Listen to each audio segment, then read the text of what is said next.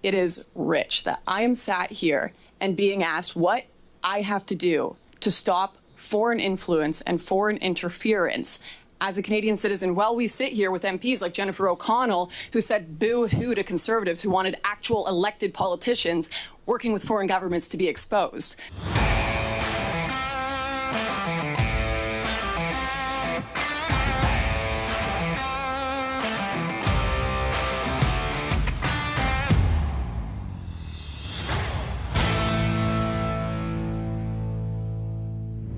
Mr. Johns for 6 minutes. Ms. Southern, before collaborating with other influencers, what steps do you take to ensure the media in which you are appearing is acting lawfully? What steps do I take to ensure the media I'm appearing in is acting lawfully? Yeah. I don't think that, you know, as much as I would love to be able to afford a private investigator to go and confirm every contract I sign, 10 years of working with someone in the same industry and 10 years of working with someone in the same industry and being given a very standard boilerplate contract that I would get from any other company.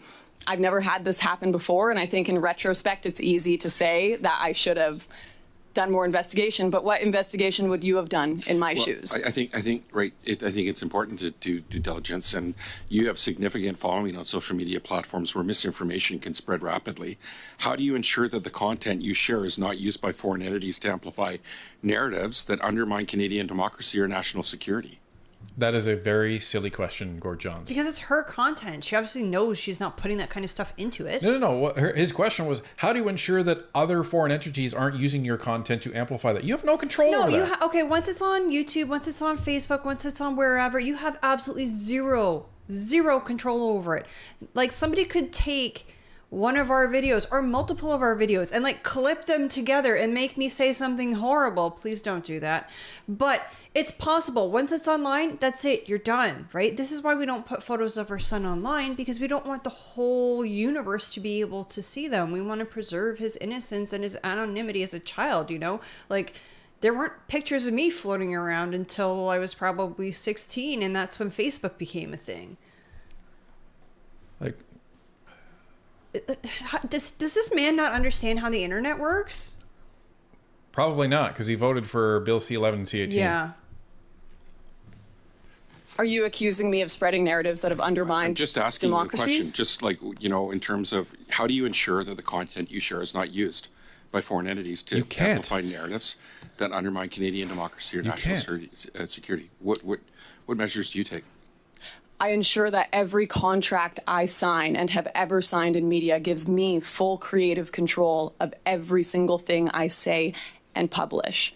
That's how I ensure it. Well, there's concerns that individuals or groups may be unintentionally aiding foreign governments in spreading divisive narratives. How do you respond to allegations that your online content has been used to further Russian propaganda or influence Canadian public opinion? As far as I'm aware, just this month, Prime Minister Justin Trudeau announced a pause to immigration, or a decrease in immigration for the next 3 years, citing unsustainable growth. This is one of the critiques that has been my main critique on tenant media and off-tenant media. And having it portrayed as Russian disinformation by this committee, or even aiding and abetting Russians, has been very interesting. I may understand I may have been right too early on this issue, and as so I must be socially punished by this regime. But although much too late, I happen to believe that Justin Trudeau is making the correct decision there, and I would hope that this committee wouldn't advocate Canadians stop drinking water or wearing seatbelts because someone with the last name Ivanov or Petrov suggested it was a good idea. No, that's not what we're asking. Oh, shut down. I guess my appearance at committee is not going very well today. Wow, she just eviscerated that man on Parliament TV. Well, that's not what we're asking. That's just not how I wanted you to answer. Like, ask stupid questions, get stupid answers. well, and the interesting thing is, Or, you know, and it wasn't a stupid answer. Sorry, I need to back up. That was an excellent answer by Lauren, but it wasn't the one he wanted. yeah, well, and okay, so now I know Lauren has been prepared very well for this committee, not just by her, but she would have had, no doubt, counsel helping her. and anticipating questions because she was reading a lot of that. So she was ready for the answer for the question. She didn't just about show that. up to committee. Like Yeah. she didn't come to play. She came to win. Yeah. Right. So so she had that answer definitely prepared because a lot of her videos talk about immigration, and yeah, she's basically saying, so what? You know, people shouldn't trust somebody because their last name sounds Russian. Like, but this is identity politics, and this is all the left knows how to play. Right. But what is your stance on foreign interference in Canadian elections and political discourse? Do you believe there is a clear and present danger from foreign actors such as Russia? And if so, what responsibility do individuals like yourself bear in preventing the spread of foreign influence? Do you take I was any a responsibility? commentator for a channel who had full control over the videos I made, and I ensured they were truthful. If you want to point to anything I've said that has been disinformation or aiding and I'm abetting, actually asking what you believe. Do you believe there is a clear and present danger from foreign actors such as Russia? And if so, what responsibility do you believe the individuals like yourself and your platform aid in preventing the spread of foreign influence?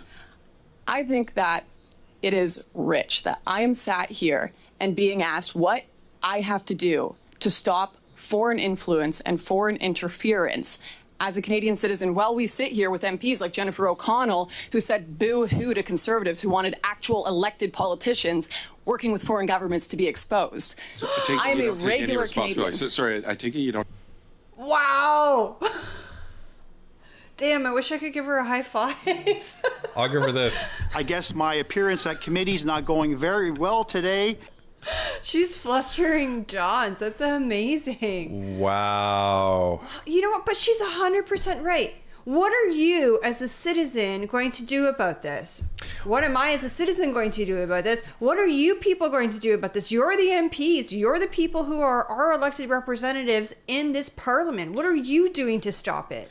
Here's the fascinating thing about this whole thing, folks, is they've invited somebody to come to committee that understands the political landscape better than they do. Because most of them don't deserve to be there. No. And it's people like Lauren that they literally have to pay attention to all of this stuff for their job. That would be like inviting us to come to committee. Like, we literally do this for a living now. We Yeah. eat, sleep, and breathe politics now. so you're literally asking somebody to come to committee that knows all of these examples off the top of their head. And all of these guys, they don't pay attention to that. They pay attention to other things. Well, they pay attention to what the party tells them to pay attention to. So, yeah, this is if this is how this is going to go, we're just going to get a lot of this. You will be destroyed! Please do, because that's a good meme too. Take responsibility. I'm sorry, it's not your turn, Ms. O'Connell. I'm going to continue. How do you reconcile your business model, which prioritizes user engagement and raking in massive profits from clicks, with the necessity to protect users from harmful disinformation that can lead to real-world consequences like hate-based violence? How is anyone in this committee supposed to stop disinformation abroad if they can't stop it within this committee? Why wasn't Ben Scott... Why wasn't he challenged when he cited false numbers about Tenet's views? Why wasn't he challenged when it was said that Tenet created the top podcast in the world, that they were getting billions of impressions? If we cannot stop disinformation within this committee, I'm sorry, but no one here is stopping disinformation coming from abroad or foreign interference. What effects do you... Look at the lady behind. She's like, Gord. ooh. Yeah. You will be destroyed! What did it say? Reserved for members, staff. Oh, okay. Member of Parliament. That's the member, the So MP they're staff. probably MP staff, yeah. Ladies and gentlemen, logic and the left. Oil and water don't mix. Like, You know, I can see that Lauren's getting agitated, but I have to admit, I'm enjoying watching Gord just like flounder like this. well, even though Lauren's getting agitated, she's still She's maintaining composure. And she's being very logical here too. Yeah. Right? She's calling them all out on their crap. I see what people were talking about where she roasts all of them. They deserve it. Yeah. Do you know what? She's got a good point. You let another witness come in here and talk all this disinformation. You guys don't stop that. How am I supposed to do whatever you're asking of me? Like, how is anyone supposed to stop foreign you can't stop it within your own walls. Yeah, if you can't even stop it in committee. Like, again, when you go to committee, you're expected to tell the truth. So it sounds like another individual was there either fudging their numbers or maybe they didn't know any better. I don't know. But it sounds like they weren't being factual. Believe your content has on Canadians? I think I speak for the majority of Canadians. I think I speak for people who don't have a voice in this government. I think I speak for people who feel they have been censored and shut up for too long by the mainstream media, and I'm proud of it. So, do you, like, and I'm glad we're talking about how you personally feel. Can you speak about how you feel about your online content, you know, since it was aiding in objectives that were planned, plotted, and executed in the Kremlin? Would you say that Justin Trudeau's reduction of immigration was aiding and abetting the Kremlin? Should he be pulled here because he had the same ideas that I had? I'm asking you, do you have any personal feelings that your online content was aiding in those objectives? I do not. Okay. I disagree with that. I think I have very normal opinions that were all coming from myself. No one told me to have my views. No one forced me to have my opinions. My opinions are based on living and growing up in this country. Okay. And that was a very dishonest way to ask that question from Gord Johns. That's basically like, have you told your wife you cheated on her yet? Right? It doesn't even allow the possibility that, well, I haven't cheated on my wife. Right. So right. It's a leading question. It's a trap question. Yeah. It's like, well, you're operating under the premise that her videos were aiding that. What does it matter if they're true? Like, okay, so the truth is aiding the plan of the Kremlin. Okay, so we shouldn't say the truth. Like, this is ridiculous. This is absolutely ridiculous. But, you know, far left. Have you ever been in direct or indirect contact with Russian government officials, organizations, or agents? I've spoken to RT before in the past. Okay. Before the war. So, you know, can you provide more information about the nature of these interactions, if any? Yeah, I believe I've done contributions to RT before, as many did pre-war, including Larry King, including Michael Moore. I think the only interview I ever did that even had anything to do with Canada was a brief interview on the trucker convoy, which was a live report on events happening around me. And I would have been just as willing to share that report with the CBC if they had asked me.